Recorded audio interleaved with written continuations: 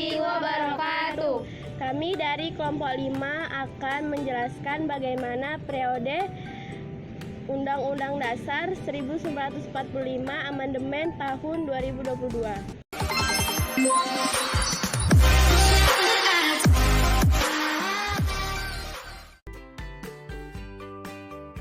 Amandemen Undang-Undang Dasar Negara Republik Indonesia tahun 1945. Undang-Undang Dasar Negara Republik Indonesia tahun 1945 adalah nama resmi dari UUD 1945 yang telah diamandemenkan pada tahun 1992 sampai dengan 2002. Sungguh pun UUD ini belum berapa lama diamandemenkan. Namun, akhir-akhir ini, tepatnya pada tahun 2007, suara untuk melakukan perubahan atas Undang-Undang Dasar 1945 mulai mengemuka. Kegagalan gerakan menuju perubahan undang-undang ini juga karena tidak adanya momentum yang kuat sebagaimana momentum perubahan UUD tahun 1999 sampai dengan 2002. Bangsa Indonesia sebenarnya telah memiliki konstitusi sejak pra-kemerdekaan, yaitu pada penduduk tentara Jepang. Konstitusi yang pertama adalah hukum dasar yang disahkan oleh BPUPKI, kemudian pada 18 Agustus 1945, satu hari setelah pernyataan kemerdekaan. PPKI membentuk Undang-Undang Dasar yang diberi nama Undang-Undang Dasar Republik Indonesia atau dikenal dengan sebutan UUD 1945. Pada tahun 1949, Undang-Undang 1945 diganti dengan Konstitusi RIS dan 1 tahun kemudian diganti oleh Undang-Undang Sementara 1950. Beberapa tahun kemudian, UUD itu diganti oleh UUD 1945 melalui keputusan Presiden yang dikenal dengan Dekret Presiden 5 Juli 1959. Dengan demikian, Konstitusi Indonesia yang berlaku hingga sekarang. Hasil kuantitatif amandemen. Yang pertama, perubahan pertama UUD 1945 yang ditetapkan pada tanggal 19 Oktober tahun 1999 berhasil diamandemen sebanyak 9 pasal.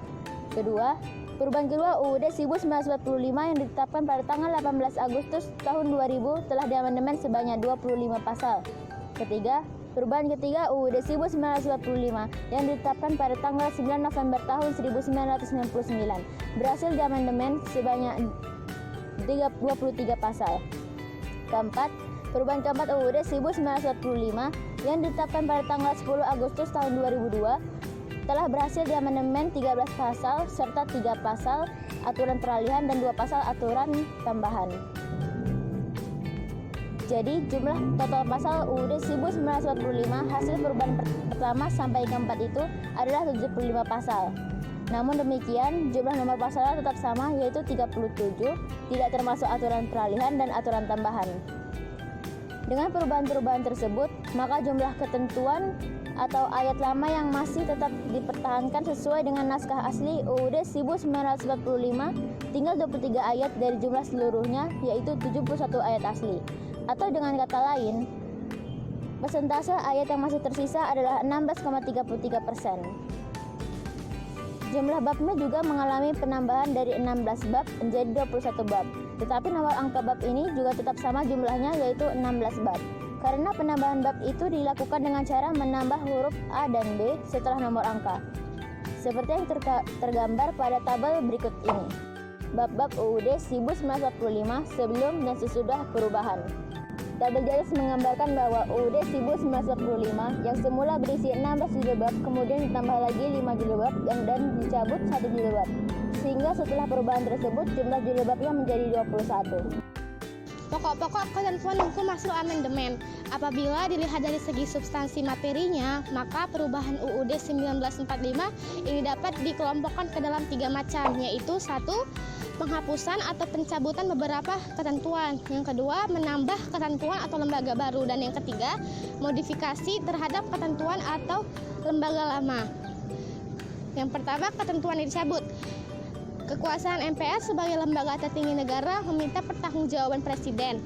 Dengan ini, posisi MPR bukan lagi sebagai lembaga tertinggi negara, tetapi sebagai lembaga tinggi negara yang kedudukannya sejajar dengan lembaga tinggi lainnya, seperti Presiden, Mahkamah Agung, dan Dewan Perwakilan Rakyat. Yang kedua, kekuasaan Presiden yang menyangkut pembentukan undang-undang. Berdasarkan pasal 20 perubahan pertama UUD 1945 tidak lagi dipegang presiden, melainkan dipegang oleh Dewan Perwakilan Rakyat. Yang ketiga, penjelasan UUD 1945. Sebenarnya secara eksplisit tidak ada ketentuan yang mengatur, namun secara de facto penjelasan itu sudah ada setelah 6 bulan pengesahan UUD tersebut oleh panitia persiapan. 2. Ketentuan dan lembaga baru. Dewan Perwakilan Daerah atau DPD diatur dalam pasal 22C dan 22D UUD 1945 perubahan ketiga. Mahkamah Konstitusi diatur dalam pasal 24C UUD 1945 perubahan ketiga. Komisi Yudisial diatur dalam pasal 24B UUD 1945 perubahan ketiga. Komisi Pemilihan Umum sebagai penyelenggaraan pemilihan umum diatur langsung dalam bab baru UUD 1945 pasal 22E, sebelumnya diatur dalam undang-undang. Bank Sentral yang sebelumnya hanya diatur dalam undang-undang sekarang diatur dalam pasal 23D UUD 1945 perubahan keempat. 3. Ketentuan dan lembaga yang dimodifikasi. Reposisi MPR yang merupakan modifikasi dari MPR lama diatur dalam pasal 2 ayat 1 UUD 1945 perubahan keempat. Pemilihan presiden dan wakil presiden secara langsung oleh rakyat yang sebelumnya dipilih oleh MPR diatur dalam pasal 6A UUD 1945 perubahan ketiga. Pemilihan kepala pemerintahan daerah secara demokratis yang sebelumnya diusulkan oleh DPRD kepada presiden. Ketentuan hak asasi manusia sebagai penambahan dari ketentuan hak asasi lama diatur dalam pasal 28A sampai dengan 28J UUD 1945 perubahan kedua. Usul perubahan Undang-Undang Dasar dan pembatasan perubahan atas negara kesatuan merupakan penambahan tata cara perubahan UUD diatur dalam ayat 1 dan 5 pasal 37 UUD 1945 perubahan keempat. Tinjauan beberapa ketentuan hukum baru dalam Undang-Undang Dasar 1945 setelah diamandemen. Dengan adanya ketentuan-ketentuan baru bahwa bangsa Indonesia telah melakukan suatu perubahan yang fundamental, suatu terobosan baru di bidang ketatanegaraan menuju kepada suatu negara yang demokratis. Yang pertama ada reposisi MPR. Minimal 1 kali 5 tahun kewenangan MPR mencangkup yang pertama mengubah dan menetapkan undang-undang dasar, yang kedua melantik presiden dan wakil presiden, yang ketiga memberhentikan presiden dan wakil presiden dalam masa jabatannya menurut undang-undang dasar, yang keempat memilih presiden dan wakil presiden pengganti yang di tengah jalan, yang kedua kekuasaan membentuk undang-undang. Seperti telah disinggung di atas, Undang-Undang Dasar 1945 perubahan pertama menentukan Dewan Perwakilan Rakyat memegang kekuasaan membentuk undang-undang. Sebelumnya, menurut naskah asli Undang-Undang Dasar itu, kewenangan ini dipegang oleh Presiden dengan persetujuan Dewan Perwakilan Rakyat atau DPR. Rancangan undang-undang yang telah disetujui oleh Dewan Perwakilan Rakyat dan Presiden untuk menjadi undang-undang tidak lagi bersifat final, tetapi dapat diuji material oleh Mahkamah Konstitusi atas permintaan pihak tertentu dalam pasal 24C ayat 1 yang berbunyi, Mahkamah Konstitusi berwenang mengadili pada tingkat pertama dan terakhir yang putusannya bersifat tetap untuk menguji undang-undang terhadap undang-undang dasar. Mahkamah Konstitusi ini harus dibentuk pada tanggal 17 Agustus 2003 dan sebelum dibentuk segala kewenangan dilakukan oleh Mahkamah Agung. Aturan peralihan pasal 3.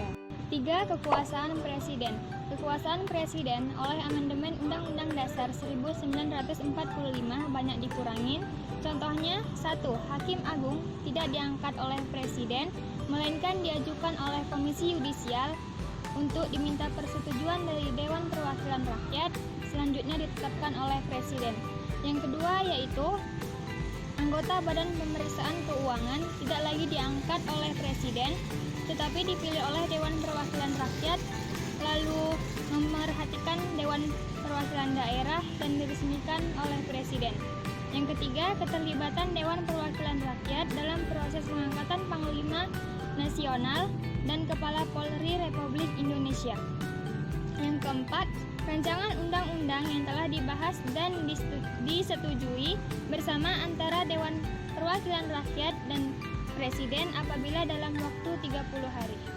Kekuasaan kehakiman. Kekuasaan kehakiman menurut naskah asli Undang-Undang Dasar 1945 dilakukan oleh Mahkamah Agung dan Badan Kehakiman.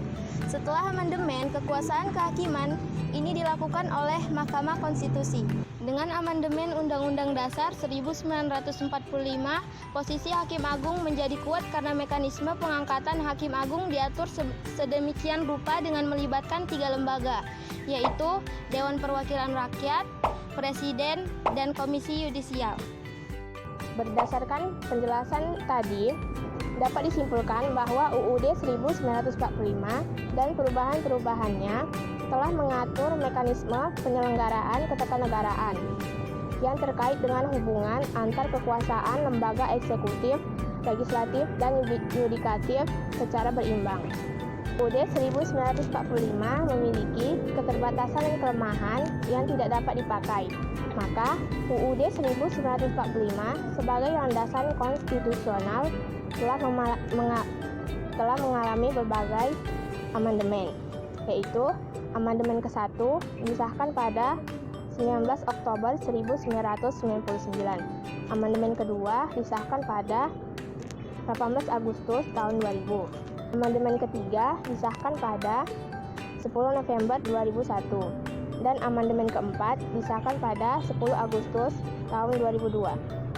Hal ini dilakukan dengan tujuan untuk menyempurnakan UUD yang sudah ada agar tetap sesuai dengan perkembangan zaman dan untuk membawa bangsa ini menuju perubahan yang lebih baik lagi di berbagai bidang dengan senantiasa selalu memperhatikan kepentingan rakyat.